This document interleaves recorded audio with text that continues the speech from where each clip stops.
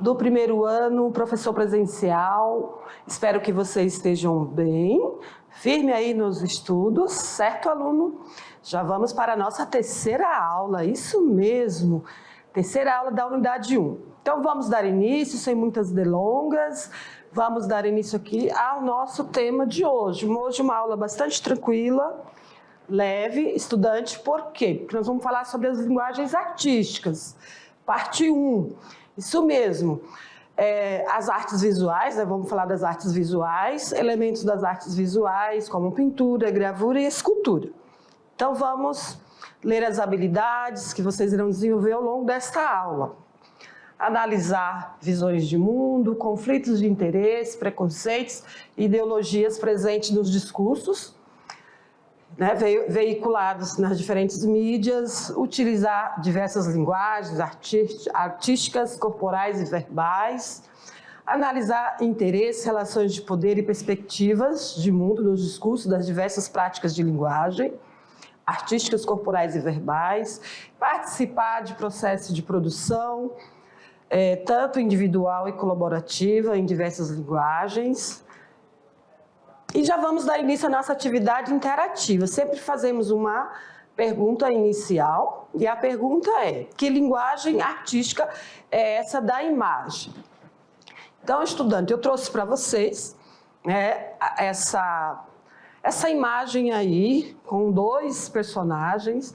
Tem uma pessoa que está sendo ali queimada, observe a imagem.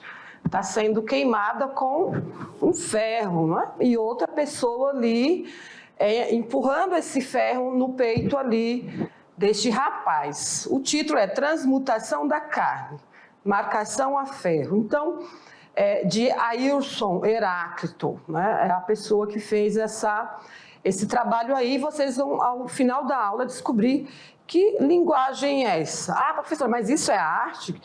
Tem duas pessoas ali, uma está queimando a outra a ferro, isso é arte? Vocês vão descobrir se é ou não, tá? Então vão observando aí durante a aula o que estarei abordando com vocês. Então vamos continuar, vamos falar então das artes visuais. Vamos iniciar com os elementos das artes visuais. Vou falar sobre o ponto. O ponto, como vocês estão observando nessa imagem aqui, inicia ali com pontinhos pequenos e ele vai aumentando e já vai formando uma imagem. Então, é uma unidade mínima da linguagem visual. A partir do ponto, surgem outros elementos, ou seja, vai formando a imagem. Então, possui formato, não possui formato e nem dimensão, a princípio, né? E é o ponto que constrói a imagem. Então, ele é o quê? O poder da atração para a visão. Vou trazer outros exemplos aqui. Por exemplo, essa obra de Georges Seurat. Ele fez essa obra em 1884. Aliás, 1884, na França. Então, através de pontinhos minúsculos, ele criou essa tela, né, por meio de pontos. Então, quando ela é observada à distância, forma uma imagem. Então, nós podemos observar aqui, né, aí pessoas próximas a um lago, no momento de descontração, tem crianças, mulheres e homens. Então foi uma obra feita com pontinhos, pinguinhos de tinta, que formou aí essa obra que chamamos de pontilhismo, certo? Então, sim, o ponto isolado só é um ponto. Quando ele está ali próximo, né, um do outro, forma então a imagem. Outros elementos da arte visual, pessoal, é a linha. Isso mesmo, é a sequência de pontos e impressão de continuidade, que registra então o movimento de um ponto. Então, nós observamos aqui vários, né, tipos de linha. Linha reta, horizontal, linha curva, linha reta vertical, linha inclinada, linha quebrada, linha ondulada, espiral. Então, estudante, o que eu preciso que vocês compreendam é que os elementos da arte visual são, né, o ponto, a linha, a forma, também a perspectiva, né? A imagem em 3D, tudo isso eu vou falar com vocês, certo? Então, o artista, né, ao fazer lá os estudos para técnicas de desenho, ele vai iniciar por meio aí desses elementos, tá? E depois também faremos o estudo das cores. Então, vamos voltar para a tela. Eu vou falar um pouquinho mais, vou trazer uma obra aqui para vocês observarem aqui, ó, essa obra da artista Tarsila do Amaral, 1924, com o tema, obra, né, São Paulo, com o tema São Paulo. Então, ela observando ali a imagem, né, da cidade, e ela representou aí em formas, né, linhas, vários tipos de linhas, formas, criou essa imagem aí daquilo que ela observou, como os prédios, ponte. Então, observamos aí, né, destaco para vocês, várias formas aí de linhas, né? Linha reta, né? Você vai ver linhas curvas, enfim, para fazer essa imagem, a artista precisou, então, fazer o desenho e depois também toda essa combinação de cores. Então, são elementos aí importantíssimos para fazer aí um desenho ou uma obra de arte, né? Uma pintura plástica. E a forma? A forma são linhas de orientação espacial e de reconhecimento da imagem representada. A forma, né, falando de uma linguagem mais simples, é o formato. É o que dá o formato a uma imagem, a um desenho, a uma escultura, certo? Então, ela se apresenta de acordo com a referência visual da superfície que ela está. Por exemplo, uma obra, essa obra que eu trouxe aqui, trazendo aí artistas locais, como Júlio Carvalho, né? Nós temos muitas dessas esculturas de ferro na cidade, em frente ao teatro, em alguns espaços da cidade, né, esculturas feitas de ferro. Aqui nós observamos um instrumento musical, né, uma espécie de personagem com instrumento musical. Então, esse é o formato. Ao formato que ele deu, ou a forma que ele deu, né, essa imagem 3D, que ele deu a esse objeto, certo? Então, forma é essa imagem tridimensional, podemos dizer. Então, vamos falar um pouquinho sobre cores. Mas por que aprender sobre cores? Estudantes, será que temos todas as cores, né, prontas? O que vocês acham? Vocês aprenderam lá no ensino fundamental, né, que existem as cores primária, secundária, terciária. Porém, essas cores nós podemos criar essas cores. Isso mesmo, eu vou ensinar para vocês hoje. Então, vamos lá. Vamos aqui na tela. Vou falar um pouquinho o porquê, né? Aprender sobre cores, né? Então, o que é a cor? É um elemento básico da linguagem visual. Toda obra, o artista ali implementa com as cores, né? São as cores que dão vida a muitas obras, a muitas composição plástica, certo? Então, os artistas tentaram explicar a natureza da cor e como ela ocorre. Como enxergamos as cores? Através da presença da luz, isso mesmo. Dependendo do tipo de luz, as cores elas modificam. Né? Se é uma luz, também dependendo da luz solar, ou uma luz dentro de um espaço fechado. As cores elas podem variar muito conforme a luz, né? Nós vamos enxergar de formas diferentes. Então, eu trouxe essa obra, Mona Lisa, de Leonardo da Vinci. Você já conhece esse artista famoso, renascentista. Então, ele foi um famoso pintor, né? E cientista também, ele descobriu muitas coisas novas, inclusive sobre a pintura. Né? Ele que desenvolveu a técnica da perspectiva, desenvolveu ou aprimorou, né? Pode ser que outros artistas tenham identificado, tenham feito obras com perspectiva, que essa noção de distância, de fundo, em outros períodos e não foram reconhecidos. Mas Leonardo da Vinci utilizou muito a perspectiva e também a técnica do esfumato, que é essa forma de observar a sombra, por exemplo, detalhe da sobrancelha aqui da Mona Lisa, né? Uma técnica que ele utiliza do esfumato, ou seja, esfumaçado, certo?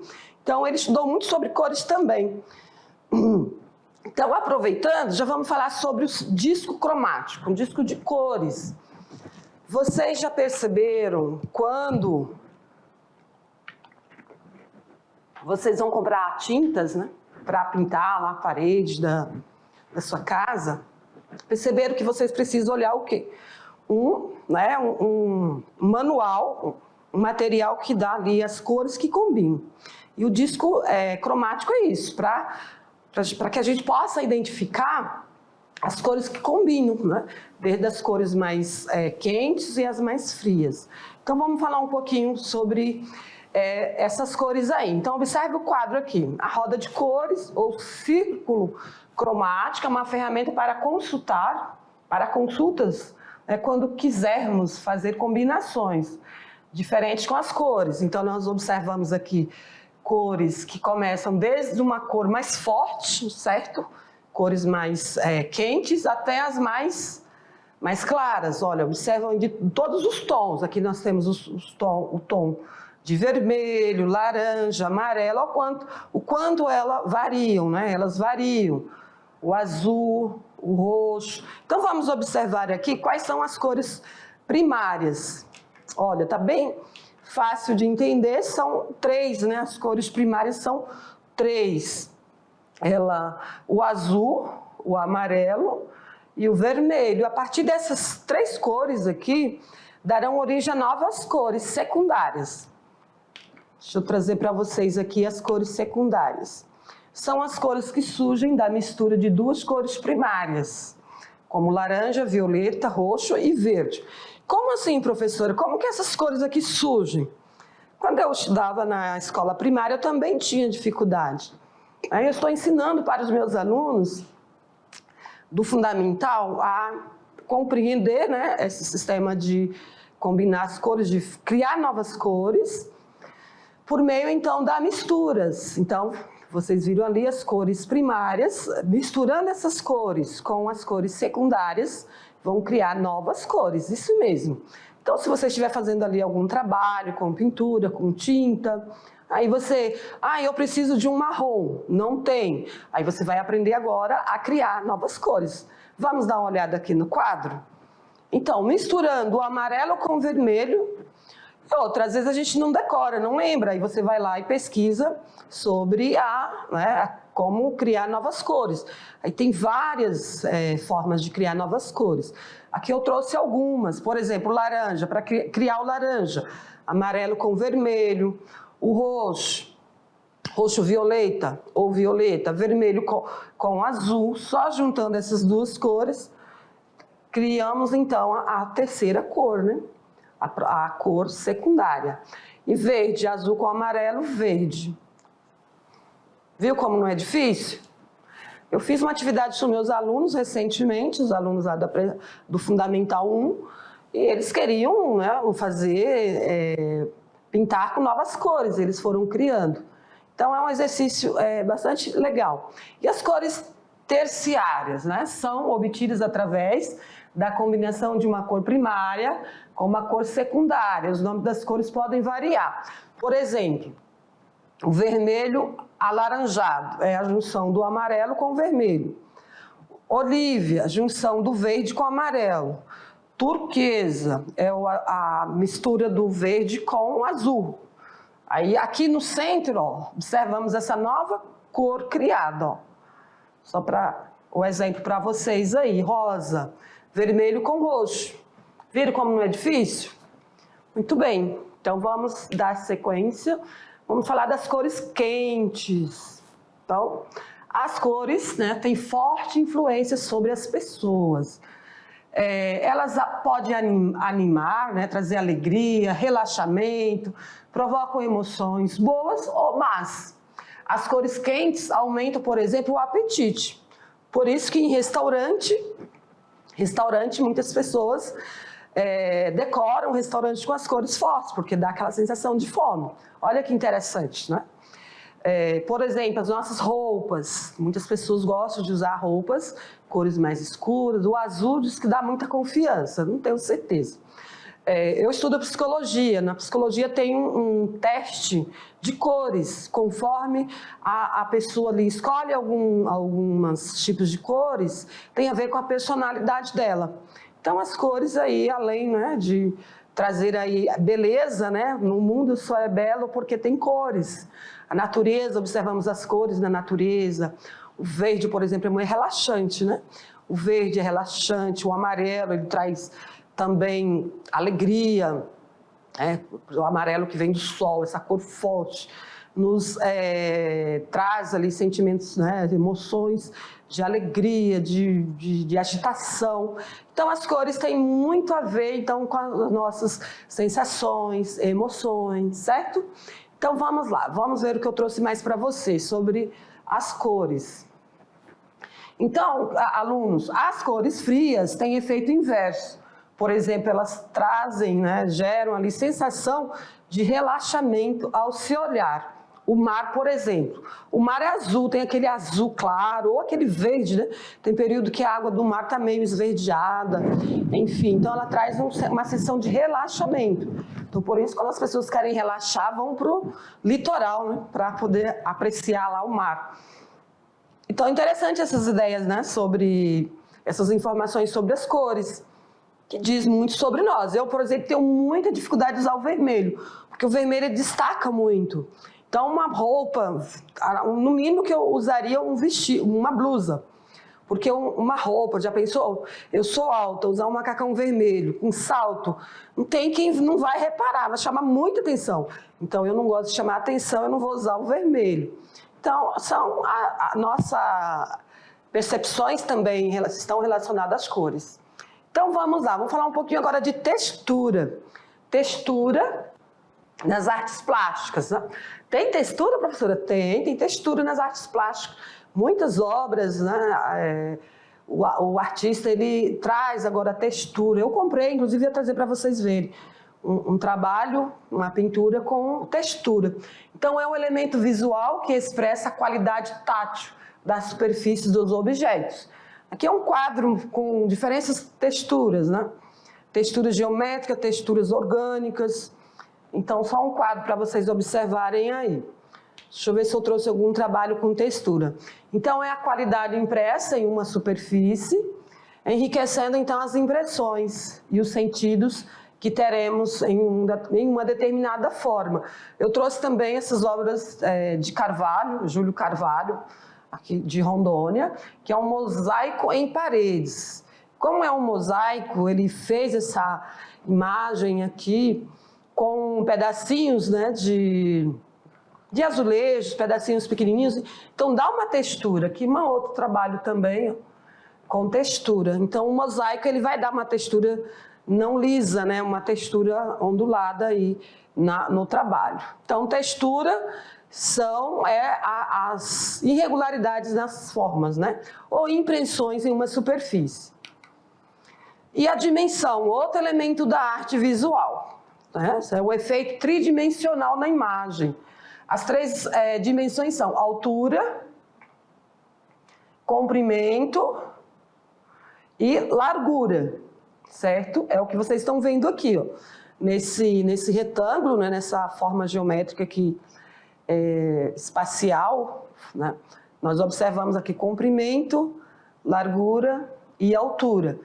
É um elemento que vai dar a noção de imagem 3D, como uma construção, por exemplo, para representar uma imagem de um prédio, né, de uma igreja, precisa ter essa noção aí de dimensão. Eu trouxe uma obra de Leonardo da Vinci sobre ilusão de profundidade. Então, ele usa a técnica, né, da perspectiva, a técnica de dimensão aí, ó. Então, para ele fazer a igreja, o fundo aqui da casa, né, onde está havendo a ceia, ele usou essas técnicas aí, ó. Esse mural aqui se encontra nas paredes de um salão da igreja de Santa Maria, em Milão, na Itália. Então, uma obra muito bonita de Leonardo da Vinci, com o tema A Última Ceia. Então, vamos dar sequência. Então, estudante, falamos aí né? A aula 3 está tratando sobre as linguagens, né, da arte, né? Estamos falando de linguagens, iniciamos falando das concepções de arte, em alguns períodos, né, até desde a pré-história até a contemporânea. E agora iniciamos então a aula parte 1 sobre linguagens da arte. Então começamos aí com a arte visual e os elementos da arte visual, para que vocês entendam ali algumas técnicas que os artistas utilizam, né, para fazer sua composição, certo? Então vamos lá, vamos dar continuidade, vamos falar agora sobre as artes plásticas. Aprendemos aí um pouquinho sobre o ponto, a linha, a forma, a textura, também um pouquinho sobre cores.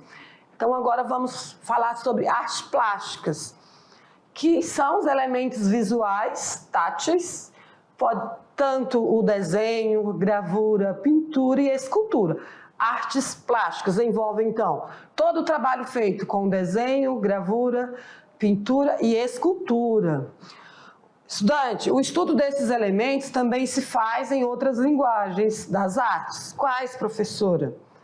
Como o vídeo. Então, o vídeo é artes visuais, cinema e a fotografia, tá? Também são elementos que fazem parte das artes, da linguagem das artes visuais. É o que nós conseguimos visualizar com os nossos olhos, certo? É claro que o vídeo, a fotografia, por exemplo, nós visualizamos, podemos tocar a fotografia impressa, né? Agora tudo é digital. O cinema também é uma linguagem da arte visual, certo? Então, para vocês aí identificarem. Então, sobre artes plásticas, podemos citar também a pintura, como esse quadro de artistas brasileiros, aqui gravura, aqui uma escultura famosa também, Pietà. Então, tudo isso está relacionado aqui, desenho rupestre, estão dentro das artes visuais. Vamos falar um pouquinho sobre o que é pintura. Vamos ver aqui, que é a aplicação de pigmentos coloridos num plano bidimensional, não é? Que é a tela, né? Bidimensional a tela. Os temas variam, natureza morta, retrato, paisagem, temas religiosos, fatos históricos, abstrato ou não figurativo. Então, estudantes, observamos aí que temos vários temas para ser abordado na artes plásticas, né? Então, tem vários temas aí. Os artistas, dependendo do interesse, né, daquilo que ele gosta, aprecia, então ele vai desenvolver. Natureza morta, por exemplo. Eu não trouxe exemplos para vocês, mas natureza morta seria uma imagem, um desenho, por exemplo, de um vaso de flores, né, de um objeto, uma imagem de uma escultura, um desenho, uma pintura feita sobre algum objeto inanimado, suponhamos, certo? Então é isso. Então, o tema da natureza. O artista sempre vai pintar natureza, o nascer do sol, o pôr do sol, rios, mar, enfim, a vegetação. Então, são temas de natureza. Fotografia, pintar pessoas, famílias. Antigamente, quando não tinha máquina fotográfica, que não era acessível para todos, o pintor, né, o artista plástico ou pintor, ia na casa das pessoas e as pessoas ficavam ali sentadas numa posição e ele pintava o retrato, né, das pessoas. Agora não, é tudo digital, certo? As coisas vão evoluindo com as tecnologias, mas antes era assim, era pintado à mão, uma fotografia. Pouco se utiliza essa técnica hoje, mas já foi muito utilizado, certo? Vamos voltar para a tela? Vamos ver o que eu trouxe aqui sobre as técnicas de pintura. O material utilizado pode ser a pintura a óleo, pintura acrílica, aquarela e têmpera, pintura com cores em barras, a fresco. Então, tem muitas técnicas, eu trouxe algumas para vocês, né? Muitos pintores utilizam a tinta, né? A óleo. O afresco é feito com um tipo de argamassa feito num painel, num teto de uma igreja, na parede de uma igreja ou de um mural. Então, são muitos materiais, muitas técnicas utilizadas. E aqui eu trouxe essa obra para que vocês possam apreciar. A artista utiliza aí muitas cores, né? Somente a cor da pele das pessoas é laranja. né? É laranja e muitas cores aí nas roupas. Provavelmente ela está aqui combinando. Perceberam que são cores fortes, cores mais quentes, como o azul, o laranja, certo? Então, o título dessa obra é A Família, de Tarsila do Amaral. Uma família grande, aquela família mais antiga, com muitos filhos, né? Muitos filhos, então, representando aí, por meio da sua composição, essa família. Seguindo aqui, corta aí. Não tem, eu acho que ele não concluiu e eu ia excluir, esqueci. Era para eles terem feito. Ele falou que ia estar feito até o período da gravação da aula, mas eu acho que não fez. Corta. Antes de enviar, eu vou excluir lá e vou excluir aqui. Tá? Então vamos. Deixa eu ver, acho que.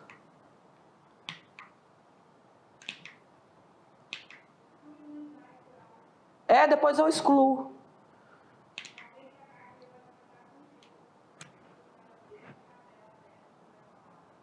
Tá. Tô achando estranho que essa daqui...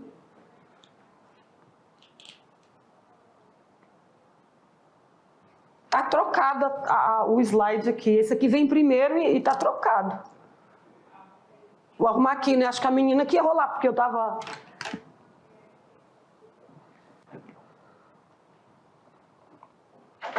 O que você quer arrumar, Lídia? Um slide. Você vai descartar? Não.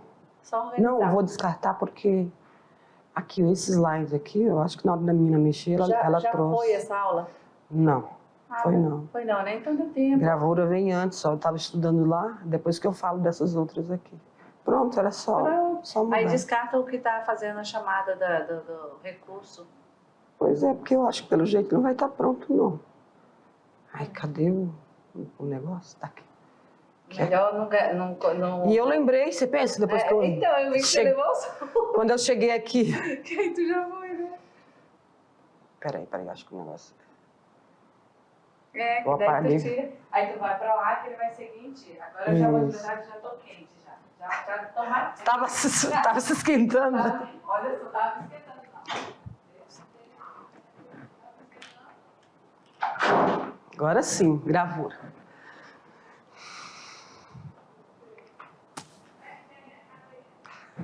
Tô fraquinho. Queridos, vamos falar agora sobre gravura, tá? Uma técnica também de artes visuais. E eu trouxe até uma atividade ali para que vocês possam treinar. Então vamos ver um pouquinho sobre gravura. Vamos lá para a tela. Gravura, então, é uma linguagem artística que permite múltiplas reproduções a partir de uma matriz. Vamos voltar aqui. A partir de uma matriz. Isso mesmo. Eu trouxe para vocês um exemplo para que vocês possam... Isso, a partir de uma matriz. Então, quais os tipos de gravura? Nós não vamos aprender sobre todas, eu trouxe só os conceitos, estudante. Então, o monotípia, placa de vidro, gravura em metal, placa de metal, litografia, o desenho é feito a partir de um material oleoso sobre uma superfície porosa. Então, estudante, tem várias aí técnicas de gravura. Eu trouxe um exemplo sobre xilogravura, tá? Que é uma técnica muito utilizada lá no Nordeste para os artistas que fazem livros, né? Sobre poesia, sobre poemas. Eles utilizam muito esse tipo de pintura. Por quê? De arte visual. Porque ela é barata, ela é muito interessante. E eu acho muito legal essa técnica também. Vamos ver aqui que eu trouxe para vocês. Aqui um pouquinho mais sobre xilogravura. Xilogravura, a imagem é desenhada e entalhada numa placa de madeira, como o exemplo aqui. É como se tirasse fosse uma cópia, né? uma matriz que vai reproduzindo várias cópias, como um carimbo, essa é a palavra. Linoleogravura. A placa é feita, a matriz, né? É feita uma placa da matriz e num material sintético em uma borracha chamada linóleo. E a serigrafia, o desenho é feito em nanquim sobre um papel vegetal, depois transpassado em uma tela de nylon. Então, são várias técnicas aí que vocês observaram. A técnica de estilogravura, meninos, é uma técnica muito simples, certo? Na verdade, eu não trouxe o exemplo para vocês aqui, nessa aula, mas ainda vou trazer para vocês. Olha, sabe como vocês podem fazer uma estilogravura? Pegar uma bandeja, aquela bandeja de mercado de isopor, você faz o desenho ali naquela bandejinha, né, de verduras, de coisas que a gente compra no mercado. Faz ali um desenho bem bonito com uma caneta, aperta bem para dar aquela textura. Depois você passa a tinta preta, isso mesmo, passa lá uma tinta preta, vem com uma folha em branco, coloca em cima desse molde, né? E aperta e você vai ver que figura linda que vai sair, muito legal, tá? Então, um exemplo aí de como fazer a estilogravura. Então, vamos lá, vamos dar sequência, vamos ver qual é o próximo tema que eu trouxe para vocês. Próxima técnica de arte visual, escultura. Então, estudante, escultura, uma linguagem tridimensional, né?